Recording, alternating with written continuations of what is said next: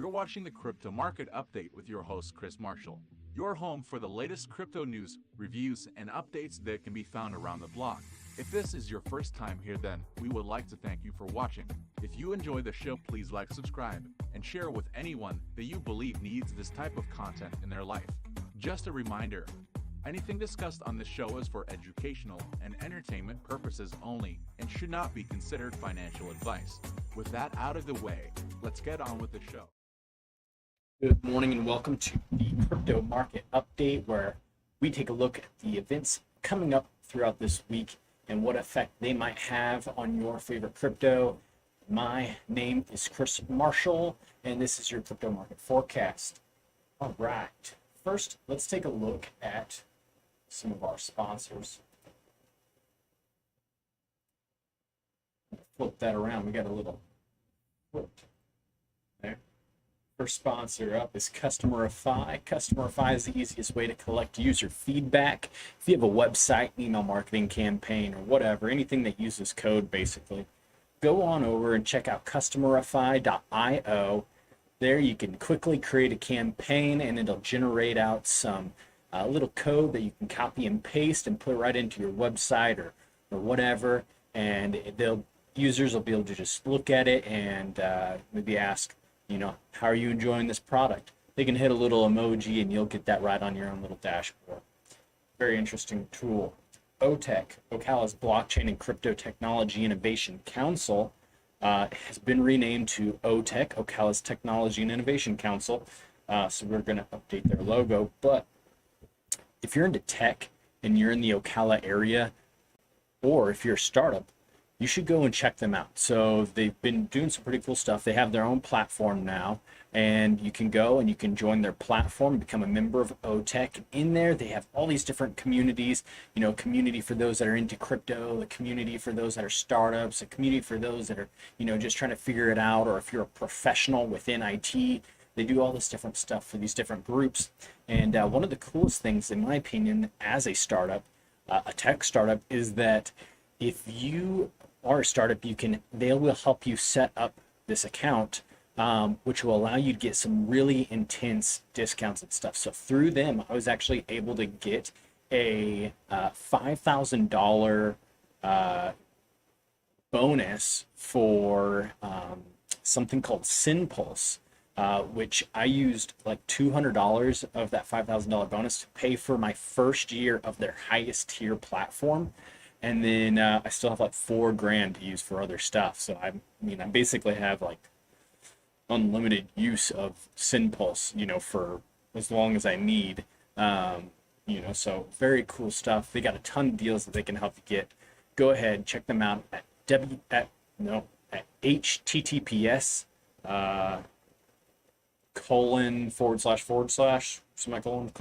whatever one that thing is, the dot / OTEC, OTECH.mn, as in mighty network.co, and OTEC.mn.co.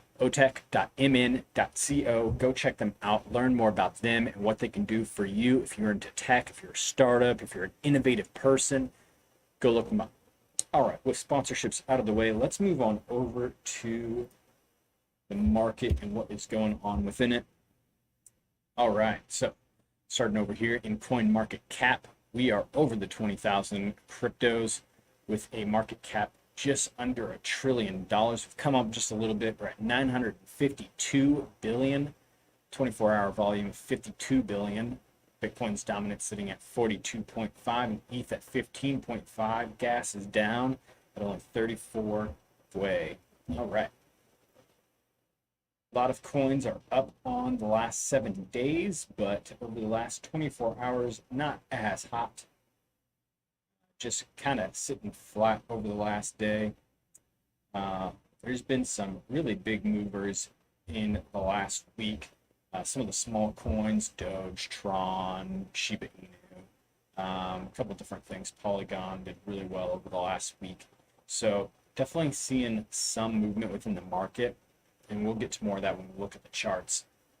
First, let's take a look over at the Crypto Greed and Fear Index. Today we're sitting at 12. If you're not familiar with the Crypto Greed and Fear Index, Basically, it's an indicator that people use to determine when a good time to buy or a good time to sell might be within the market. The general thinking is that when the market is overly fearful, that might be a good time to buy, as we may be at the bottom, and when the market is overly greedy, that might be a good time to sell because we might be at a top.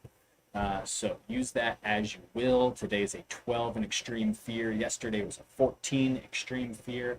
Last week overall was a 9, and last month overall was a 13. So yes, this is a scale from 0 to 100. So pretty low on the scale. Let's move on over to our charts. So first things first, I want to point out is that we did not get what I believe we needed, which was, we're going to move to the daily chart first. Let's move on over to this chart here. So what I believe we needed, we need to be on the weekly,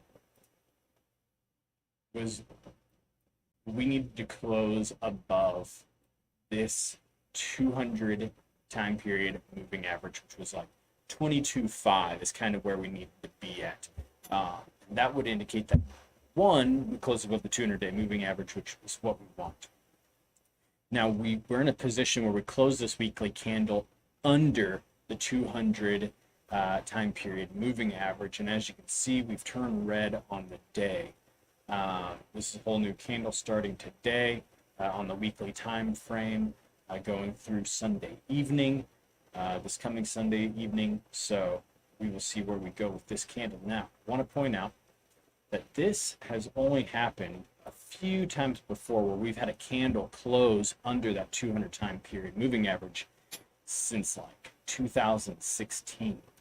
So way back here we had some, way over here, and back here in March of 2020.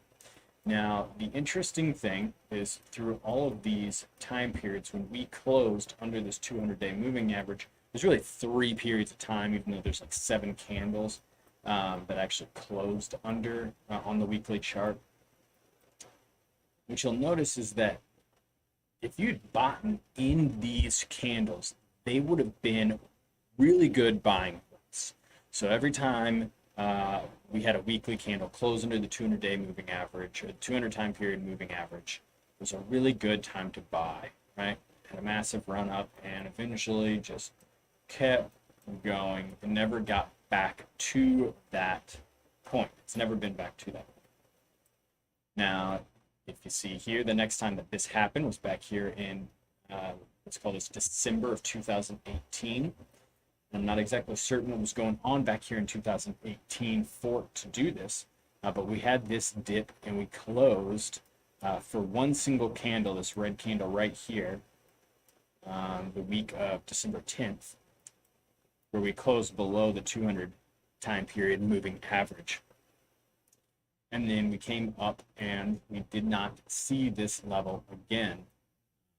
Came up, made good highs, and then later on, March 2020, when the news and the world started shutting down from COVID, all that stuff really kind of happened, we had this massive dip and a close below this 200 time period moving average. And again, we have not seen this level since. And even this time period here, we got close, but we did not actually hit this low of this time period here. So we've never experienced these levels again every time we've seen this. So with that said, we are now in this point where we've closed 2 candles below this 200 time period moving average, which in itself is not unique. I'm curious to see if the trend plays out. Again, are we going to be in for a 4 on 4 where this kind of marks the bottom of the market? Although we may sit at this level for a few weeks, we're not really going to experience much lower. It's possible. My fear, however, is that what's the rule when everybody thinks, it's one thing, the other thing is likely to happen or likely to occur. So now with this knowledge, is this one of the instances where we see that something else is playing out? And I think I've shown this here enough that we can start getting rid of some of these We can get rid of these candles here. I'm going to keep this one here because this is the one that we're majorly in right now. But we can get rid of this green one because we know it was a failed theory. And I still want to keep this current one that we're in right now. But we are playing out another one. So here's my thinking. We could continue the trend and we hold this line really like we have in the past. And we come up and this is basically the bottom of the market. You know, in theory, this is what it has happened every other time that we've done this, okay, throughout history. But is this the exception or is this the rule? So my worry is that this is not the rule and that this is going to be the exception. And instead of staying here, we're going to continue down to this $12,000 level where we should end up at if we're to have a technical analysis pullback based off of this bearish flag pattern. Oftentimes, the simplest explanation is the true one. So, simple indicates that we should hit $12,000, somewhere around in there. I like this purple box here. It's about between $18,000 and $12,000. So that's what I'm really looking for is where are we at? And to kind of help me with that, we've went over some of this before. We don't really need to go over the Fibonacci's again. You know, we know where we should be at. Hold this $20,000 level. We're on a bunch of support lines right here, but we're underneath this 200-day moving average. Covered that. To see if we're going to break through this is what we would need to see is one, of course, we hold the $20,000 support level as a huge mental, emotional support level for a lot of people. Is that if we were to really see prices and sustain price action underneath $20,000, that we're going to continue down lower for certain. So first things first, hold $20,000. Second thing is we need to recover above these two green lines. The first one coming to a head about late July. So we could play around within this area for a while. That's fine. It's not going to hurt anything.